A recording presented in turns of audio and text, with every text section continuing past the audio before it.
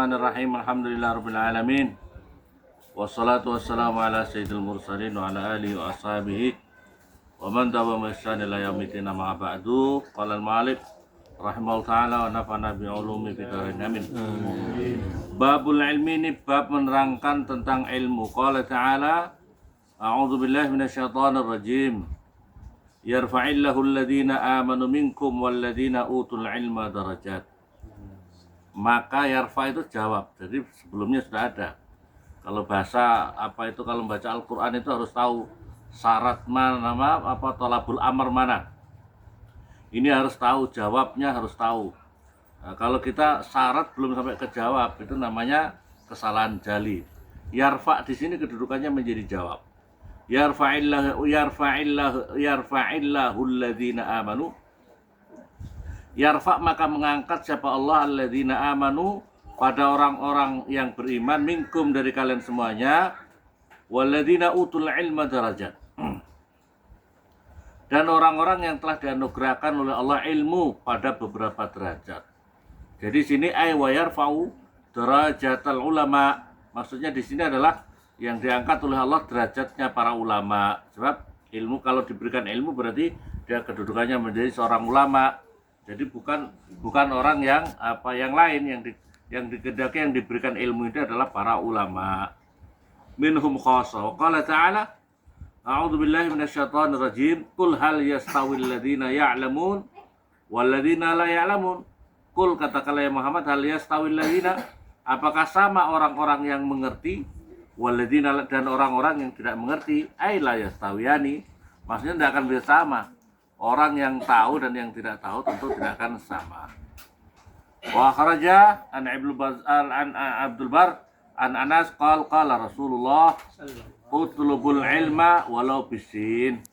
Mencarilah kamu ilmu walaupun di negara Cina atau di negara yang jauh, hanya di tempat yang jauh. Maka untuk mencari ilmu ini walaupun di tempat yang jauh, cari pentingnya, sangat pentingnya untuk mencari ilmu. Apalagi satu provinsi terlalu dekat. Maka untuk itu pentingnya orang-orang tua itu harus punya pikiran planning yang baik untuk anak-anaknya menjadi orang-orang ahlal ilmi. Saya katanya Mbah Kiai Maimun itu ya, Mbah Kiai Maimun, bahwasanya orang kalau ingin menjadi orang ahlal ilmi, orang itu harus cinta dulu kepada ahlal ilmi, ya. Orang kalau menjadi orang ahlal ilmi harus senang sama orang ahlal ilmi. Kalian tidak akan bisa punya anak-anak ahli ilmu kalau orang tuanya tidak senang ahlal ilmi, ya. Orang-orangnya tidak akan senang. Dan itu sesuai dengan hadis Rasulullah SAW. Kun aliman au muta'alliman au mustami'an au muhibban wala takun khamisan fatahlik. Jadilah kamu orang alim. Pertama, perintah Rasulullah. Perintah ini wajib nih, diperintahkan ini ya. Jadilah, ada pilihan. Jadilah kamu orang yang alim. Nah, yang kedua, jadilah kamu orang yang mau belajar ilmu agama. Jadi yang paling enak itu yang mau belajar. Orang alim itu Masya Allah, repot. Belajarnya sungguh-sungguh. Terus yang paling penting itu kalau kita minimal itu menjadi orang yang selalu mau belajar ilmu agama. Makanya kalau di pondok itu kita itu punya moto hidupnya santri itu aku adalah aku santri, dalam bahasa apa namanya? Selamanya santri. Hah? Selamanya santri.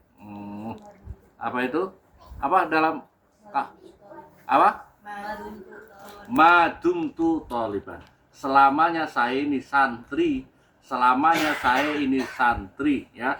Itu harus diterapkan di dalam hati kita itu. Jangan terlalu sombong, ya. Jangan terlalu sombong. Pernah ngaji Fathul Qorib, pernah ngaji, padahal tidak pernah mengajarkan. Wis merasa sudah kepedean, tidak mau belajar. Masya Allah, itu naudzubillah itu. musibah bagi seseorang kalau sudah pernah belajar sedikit terus merasa sok ngerti gitu loh, repot itu. Sok ngerti. Jangan sampai kita ini termasuk orang-orang yang makanya jadi paling tidak ini. Kalau jadi orang alim, standarnya orang alim itu kayak apa? Ya. Standarnya orang alim itu kayak apa? Minimal apa itu paham seluruh tafsir Al-Quran. Ahli fikih, fikihnya apa? Tafsirnya, tasawufnya harus benar-benar sudah tabakhur fi ilmi. Ya kalau tidak minimal kita jadi pelajar gitu. Jadi selalu menjadi santri. Mentalnya selalu ingin menjadi santri. Terus yang berikutnya lagi wala takun khamisan. Jangan sampai kamu menjadi orang yang kelima, mukhibban. Yang ketiga, yang kelima ya, keempat, mukhibban atau orang yang mencintai. Jadi satu menjadi orang alim kalau bisa, kalau tidak jadi orang yang mau belajar terus, jadi santri. Yang ketiga, mustami'an atau orang yang mau mendengarkan aja lah, dengarkan lumayan, mau mendengarkan ngaji. Mukhibban atau menjadi orang yang mencintai. Mencintai itu artinya dia itu mencintai orang alim, mencintai orang yang mau belajar, mencintai orang yang ngaji, seneng sama apa kegiatan-kegiatan itu ya. Jangan sampai jadi kelima itu hancur kamu. Kalau jadi kelima hancur kamu, tidak ngalim, tidak mau belajar, tidak seneng, tidak mau mendengarkan celaka kamu. Jadi orang kelima itu hancur kamu. Itu Rasulullah bersabda begitu. Fa inna talabal ilmi, lanjutan hadis ini, sesungguhnya orang yang sedang belajar ilmu agama itu hukumnya wajib ala kulli muslim, atas setiap orang Islam. Ya, wajib mencari ilmu itu hukumnya wajib. Innal malaika, sesungguhnya malaikat atau ajnihaha, menaruh sayap-sayapnya malaikat itu li talibil ilmi, pada orang yang mencari ilmu, ridon bima yatlub. Jadi makanya harus belajar gitu, ngaji. Jangan mandek, jangan berhenti. Jangan berhenti merasa sok ngerti gitu. Jangan merasa sok ngerti. Apalagi di lingkungan pondok pesantren, kok tidak mau ngaji itu gimana? Orang di lingkungan pondok pesantren nggak bisa ngaji. Kamu di mana tinggal? Pondok pesantren. Suruh Islam Taufik bisa nggak ngerti, lolak.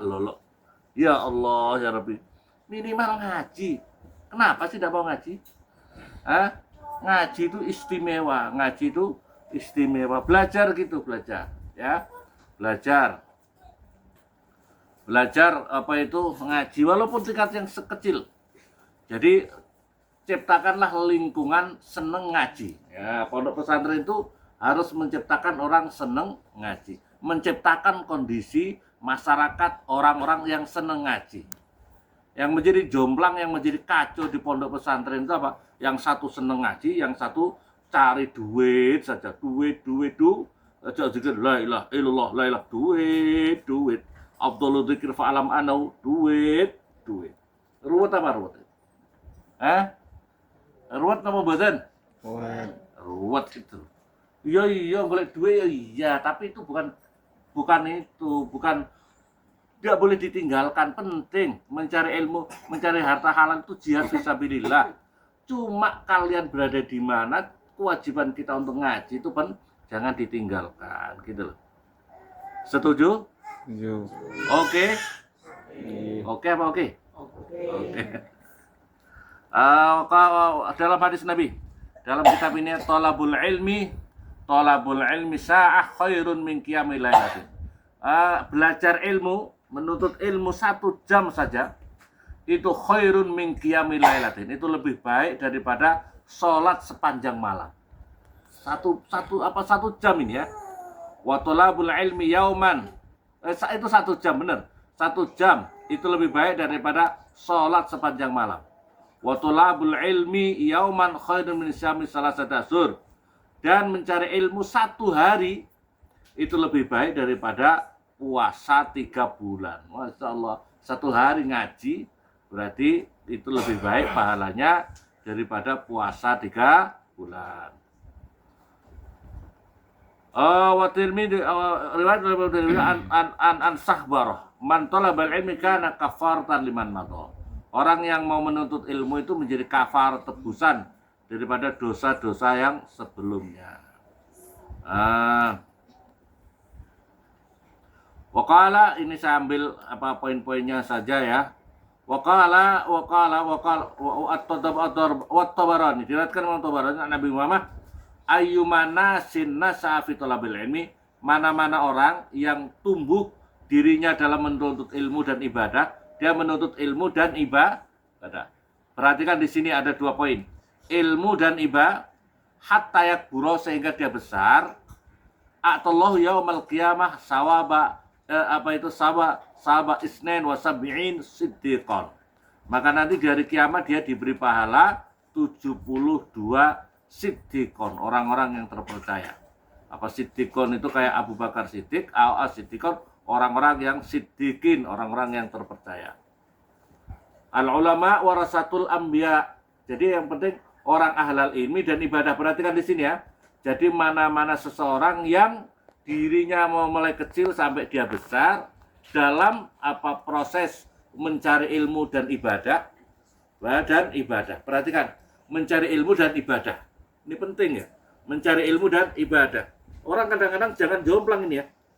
Ilmunya mantep, alumni pondok pesantren mantep, tapi tidak pernah ikut jamaah subuh, tidak pernah menjadi orang yang abid. Kacau apa katanya? Kacau begitu itu. Jadi makanya saya punya teman itu teman saya salah satu keluarganya kiai di Sragen, di Meranggen itu di pondok di Nabire. Kenapa kau cari teman? Cari teman alumni pesantren yang bisa bantu kamu di sini. Waduh, mencari itu teman itu agak repot. Yang saya ini kan di sini nih disebut tokoh agama ya, pokoknya dia ngajar di pondok dan sebagainya di Nabire. Saya punya teman itu. Begitu jawabannya coba gitu. Saya susah mencari, saya punya teman-teman pesantren itu kadang-kadang suka membangkong. Kalau malam itu nggak bisa manajemen waktunya, manajemen diri dan waktunya nggak bisa. Malam ngopi, isu era subuh. Begitu tuh bikin malu. Wakala Nabi Sallallahu Alaihi Wasallam. Mayuridillahu bi khairin yufaqqih fiddin. Barang siapa dikehendaki baik oleh Allah baik, orang itu dikehendaki baik oleh Allah yufaqqih fiddin, maka orang itu gampang difahamkan masalah agama. Ini perhatikan hadis Nabi ini. Jadi bisa bertanya kepada introspeksi pada diri kita sendiri. Kalau kita tidak dikehendaki baik oleh Allah, berarti orang itu susah untuk diajak belajar ilmu agama. Paham ya? Ini hadis Nabi. Barang siapa yang dikehendaki baik oleh Allah, maka orang itu akan digampangkan oleh Allah untuk mau belajar fikih, belajar ilmu agama. Kebalikannya daripada hadis ini, kalau orang kok tidak suka, kalau orang kok tidak dianugerahkan oleh Allah senang untuk belajar ilmu agama, memahami ilmu agama, orang itu berarti tidak dikehendaki baik oleh Allah Subhanahu wa taala. Nauzubillah summa nauzubillah.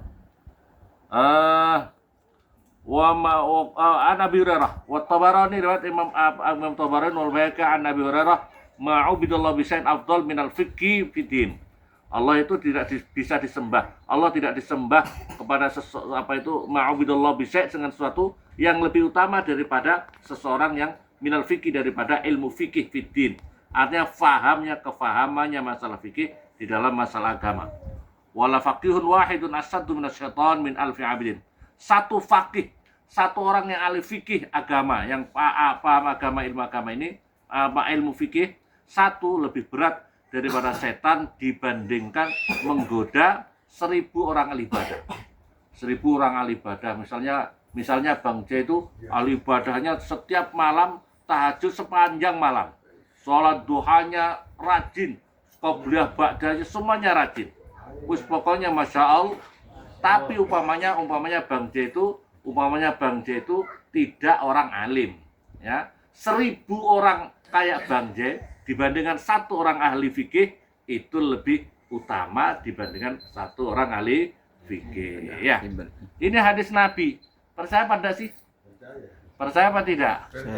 Percaya, tapi kok kenapa kita tidak bisa mewujudkannya anak-anak kita untuk belajar agama dengan baik, ngaji dengan baik? Itu masalahnya. Hanya sekedar percaya tanpa implementasi mewujudkannya, gitu betul ya. Walikulli syai'ibad wa imadu hadati nafid. Setiap sesuatu itu ada tiangnya, dan tiangnya agama itu adalah fikih. Ya. Raka'atani min alimin afdal min sab'ina raka'atan min ghairi alimin. 2 rakaat orang yang alim, 2 rakaat orang alim itu lebih utama daripada 70 rakaat daripada orang yang tidak alim. Apa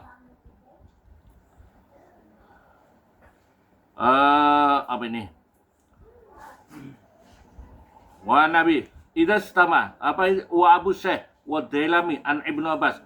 Ini diriwayatkan oleh Ibnu Abbas radhiyallahu anhuma, idza stama al-alim wal 'abid 'ala sirat. Perhatikan ini, masyaallah ya. Ketika nanti orang alim sama orang ahli ibadah di atas siratal mustaqim, qillil alim, qillil 'abid. Maka dikatakan kepada orang ahli ibadah, nanti kalau ada orang alim, ada orang ahli ibadah di atas siratal mustaqim, maka nanti akan dikatakan apa itu qillil 'abid. Dikatakan orang ahli ibadah, orangnya ahli ibadah, ahli tahajud, sholat segala macam, sholatnya top luar biasa. Udkhulil jannah wa tana'am bi ibadatik. Silahkan kau masuk surga dan silahkan kau menikmati surga itu berkah sebab daripada ibadah-ibadah kamu. Ini yang kata pertama. Tapi wakil lil alim, tapi dikatakan sama orang alim, kif huna. Berhenti kamu orang alim. Kalau orang alim, berhenti kau di sini. Fasfa liman ahbabta, berilah syafaat kepada siapapun juga yang kau sayangi. Masya Allah. Fa innaka la tasfau li ahadin illa sufiyat. Maka ketika kamu memberi syafaat kepada seseorang, kecuali akan diberi syafaat oleh Allah. Faqama maqamal anbiya, maka orang alim itu memposisikan seperti posisinya para nabi-nabi, telah diizinkan untuk apa itu? Telah diizinkan untuk memberi syafaat. Ya Allah, moga-moga kita ya santri-santrinya para ulama, ya ulama-ulama yang di Jawa, saya ya Allah muridnya Mbah Kiai Memun, semoga kita semua dianggap muridnya Mbah Kiai Memun, sehingga kita dikenal Mbah Kiai Memun nih santri Papua, santri-santri Papua, ayo masuk surga, masuk surga. Amin Allahumma. Masyaallah. Karena kita kan sering baca Fatihah sama Mbah Kiai Memun, ya apa tidak? Makanya kalau kita ingin mau dianggap sama Mbah Kiai Memun, sering baca, jangan lupa matehai Mbah Kiai Memun, supaya kita dikenal, kita dianggap santrinya Mbah Kiai Memun, supaya nanti kita dikenal di sana, supaya kita masuk surga bersama-sama. Amin Allahumma. Wal khatib an Utsman radhiyallahu anhu, awwalu man yashfa'u yaumal qiyamah al-anbiya, summal ulama, summa syuhada. Yang paling pertama kali man yashfa'u yaumal qiyamah, memberi syafaat nanti di hari kiamat, pertama para nabi-nabi, kedua ulama, yang ketiga para orang-orang yang mati syahid. Ya Allah, semoga Allah Subhanahu wa taala menganugerahkan kita senang ngaji, keluarga kita senang ngaji, anak turun kita senang ngaji. Yang penting anak-anaknya pondok pesantren, ya. Anak-anaknya harus ditaruh pondok pesantren. Soalnya kalau di luar pesantren tidak efektif ngaji. Betul apa betul? Tidak efektif kalau di luar pondok pesantren untuk ngaji. Nah, kalau karena itu ayo anak-anaknya suruh ngaji, dimulai orang tuanya juga seneng ngaji. Semoga manfaat. Al-Fatihah.